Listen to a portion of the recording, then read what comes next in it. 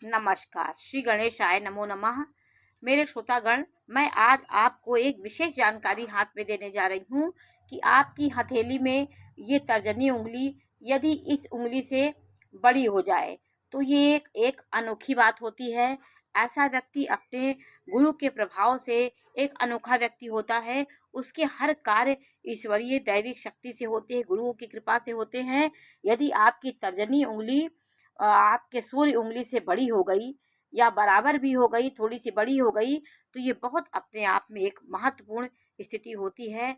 ऐसा व्यक्ति एक विशेष व्यक्ति हो जाता है और अपने बुद्धि, प्रतिभा, ज्ञान के बल पे वो हर चीज को आसानी से, कठिनाइयों को भी सरल तरीके से जीत करके वो विजयी होता है। ये आपकी कनिष्ठिका उंगली यदि ये इसके तीसरे पर्व के ऊपर हो जाए, ये वाली उंगली, तो ये बहुत उत्तम मानी जाती है। ये धन प्राप्ति के संकेत होते हैं। ऐसा व्यक्ति अपनी बौद्धिक क्षमता से हर जगह धन अर्जित कर लेता है।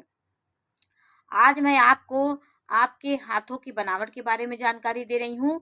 देखिए, आपका वर्गाकार हाथ, जैसे ये हाथ है, इसको वर्गाकार, इसको जब मिलाएंगे वर्ग के आकार का होगा।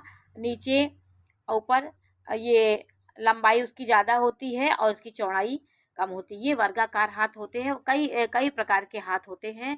हाथों के बनावट से आपके स्वभाव का पता चलता है, आप किस प्रकार के व्यक्ति। हाथ दे करके तो हाथों के प्रकार के बारे में आपको जानकारी दे रही हूँ कि हाथों के 7 प्रकार होते हैं। समकोण हाथ होता है।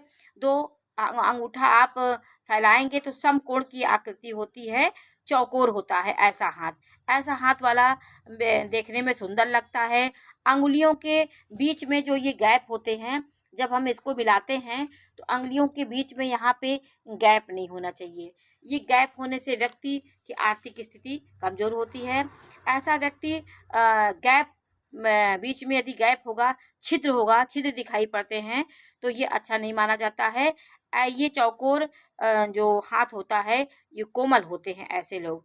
ऐसे हाथ वाले व्यक्ति नम्र स्वभाव के होते हैं, अनुशासन प्रिय होते हैं, शक्ति संपन्न होते, समाज सेवी होते हैं। चमचाकार हाथ होता है, कलाकार हाथ होता है, आदर्शवादी हाथ होता है, दार्शनिक हाथ होता है, मिश्रित हाथ होता है, निकृष्ट हाथ होता है।